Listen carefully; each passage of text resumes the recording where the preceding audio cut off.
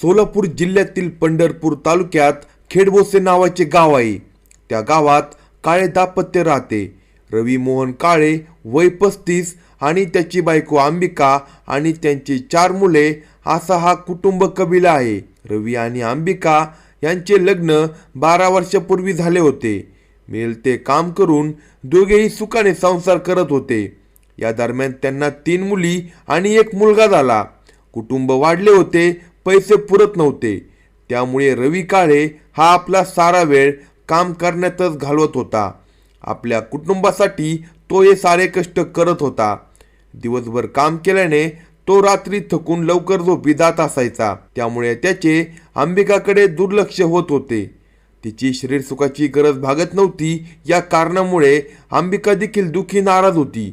अशा वेळी रवी तिला समजावून सांगत होता. अंबिका नाकी डोळी सुंदर होती. साहजिकच तिच्याबद्दल पाहणाऱ्याला आकर्षण निर्माण होत होते. काळे यांच्या घरी नात्यातीलच एक तरुण नेहमी येत असायचा. तोही अंबिकाकडे आकर्षित झाला होता.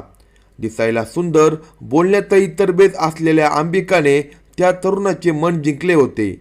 सुरुवातीला तो काही कामानिमित्तच येत होता, पण आता त्याला अंबिकाला पाहावेसे वाटत असल्याने त्याचे येणे जाणे वाढू लागले. घरात रवी असला की मात्र पंचायत होत असल्याने आता तो रवी नसल्याचा अंदाज घेऊन वेगवेगळी कारणे सांगून घरी येऊ लागला. त्या दरम्यान त्याने अंबिकाच्या मनात आपल्याबद्दल जागा निर्माण केली, प्रेम निर्माण केले. हे नुसतेच भावनिक प्रेम नव्हते, यामध्ये वासना देखील होती. दोघांच्या शरीराबद्दल आकर्षण होते. नवऱ्याकडून सुख मिळत नसल्याने अंबिका त्या तरुणाकडे आकर्षित झाली होती. आता ती त्याच्याकडून शरीर सुख घेऊ लागली. रवीला मात्र हे सुख हवे असायचे तेव्हा मिळण्याचे झाले. अंबिका आता नवऱ्याकडे म्हणजे रवीकडे दुर्लक्ष करू लागली. यामुळे रवीला तिचा संशय येऊ लागला. एके दिवशी दुपारी काम अर्धवट सोडून तो घरी आला तेव्हा तो तरुण आणि अंबिका हे दोघे घरात एकमेकांची चेष्टा मस्करी करत असलेले त्याला दिसून आले. त्यावेळी रवी काही बोलला नाही. पण रात्री घरातील मुले झोपल्यानंतर रवीने अंबिकाला विश्वासात घेऊन सांगितलं की तू पुन्हा त्या मुलाशी बोलू नको. मी घरात नसताना त्याला घरात येऊ देऊ नको. तिनेही नवऱ्याचा रागरंग पाहून मान डोलवली. अंबिकाने मात्र त्या मुलाशी संबंध तोडले नाही. नवरा कामावर गेला की त्याला घरी बोलावून ती घेत असायची. रवी काळेला समजून आले की आपली बायको काही ऐकत नाही, ती त्या मुलाचा नाट सोडत नाही. त्याने पुन्हा तिला समजावून सांगितले, पण त्या तरुणाच्या सहवासाला चटावलेली अंबिका त्या मुलाचा नाट सोडत नव्हती. शेवटी जे व्हायचे ते झाले. एके दिवशी अंबिका त्या मुलाबरोबर पळून गेली. रवीला काय करावे ते समजेना. घरात 4 मुले होती. त्यांचे हाल होऊ लागल्यामुळे त्याने अंबिका मिसिंग असल्याची पोलीस ठाण्यात फिर्याद दिली. नातेवाईकांच्या मदतीने अंबिकाचा शोध घेतला आणि तिला मुलांसाठी घरी आणले. आपला भरला संसार मांडू नये म्हणून तिच्या साऱ्या चुकावर पांघरून घालून रवीने तिला आणले होते. काही महिने आनंदात केले. आता तो तरुण पुन्हा तिला भेटायला येऊ लागला. दोघांमध्ये पुन्हा प्रेमाचा सिलसिला सुरू झाला. रवीला याची माहिती मिळाली. रवीच्या पायाखालची जमीनच सरकली. आपण आपला संसार वाचावा म्हणून धडपड करतो, तर बायको मात्र त्याचा विचार करत नाही. सुरुवातीला त्याने तिला समजावून सांगितले, आपल्याला 4 मुली आहे, त्यांचा तरी तू विचार कर, असे वागू नको. पण यामुळे अंबिकावर काहीच फरक पडत नव्हता. अंबिकाचे हे वागणे पाहून रवी चिडायचा. त्यातूनच दोघांमध्ये भांडणे होत असत. त्यावेळी अंबिका देखील त्याला प्रत्युत्तर करत असायची. रवीने मात्र यातून माघार घेण्याचे ठरवले. त्याने तिच्या या वागण्याकडे दुर्लक्ष करण्याचे ठरवले. पण मनातून अंबिकाच्या वागण्याचा राग काही जात नव्हता. अंबिकाचे देखील संसाराकडे दुर्लक्ष करून त्या तरुणाच्या नादात ती वाहत चालली होती. भारतीय संस्कृतीमध्ये ही गोष्ट न पटणारी आहे. आजूबाजूचा समाज यास नावे तर ठेवतोच, शिवाय जोडीदाराच्या मनातही त्यामुळे गुन्हा निर्माण होते. तसेच इथे झाले. शनिवार दिनांक 1 नोव्हेंबर 2025 रोजी पुन्हा अंबिका त्या तरुणाबरोबर पळून गेली. यावेळी रवी काळे यांनी मिसिंग दाखल केली. तिचा शोध घेतला असता ती त्या तरुणाबरोबर गोवा येथे गेली असल्याचे समजले.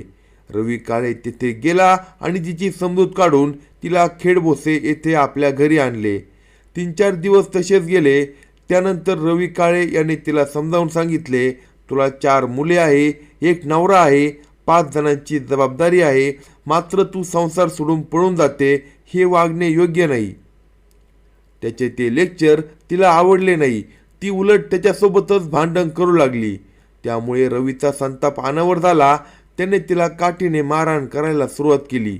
याचा उलट परिणाम झाला. अंबिका जास्तच गोंधळ घालू लागली. रवी आता मात्र भयंकर चिडला.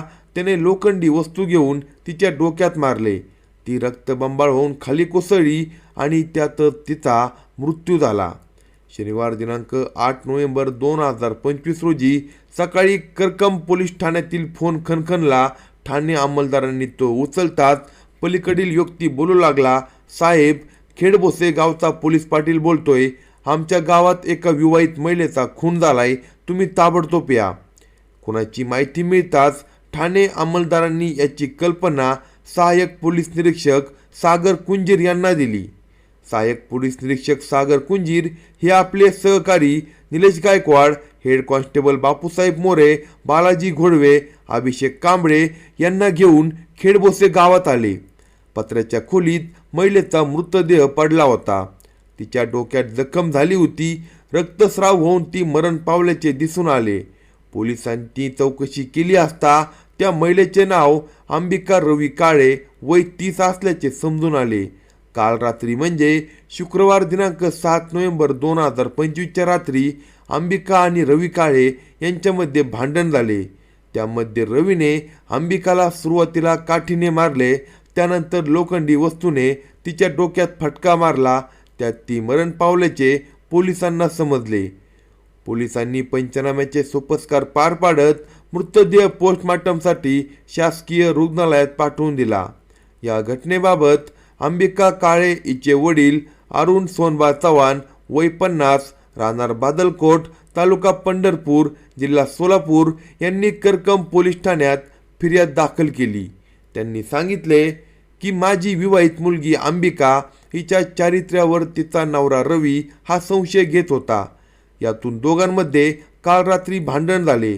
यात रवीने अंबिकाला काठीने नंतर लोखंडी वस्तूने डोक्यात फटका मारून ठार मारले.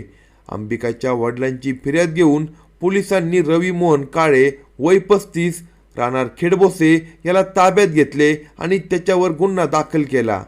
या खून प्रकरणाचा तपास सहाय्यक पोलीस निरीक्षक सागर कुंजीर यांनी निलेश गायकवाड यांच्याकडे सोपवला.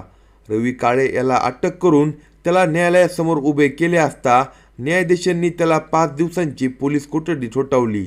पोलीस कोठडीत रवीची चौकशी केली असता त्याने सारी हकीकत सांगितली. बायकोच्या तरुणासोबत असलेल्या अनैतिक संबंधाला विरोध करून तसेच ती त्या तरुणासोबत वारंवार पळून जात असल्याने रवी काळे याने रागाच्या भरात तिचा खून केल्याचे कबूल केले. अशाच नवनवीन क्राईम स्टोरी ऐकण्यासाठी कलम 302 या मराठी चॅनलला सबस्क्राईब करा आणि आपल्या प्रतिक्रिया कमेंट बॉक्समध्ये कळवा.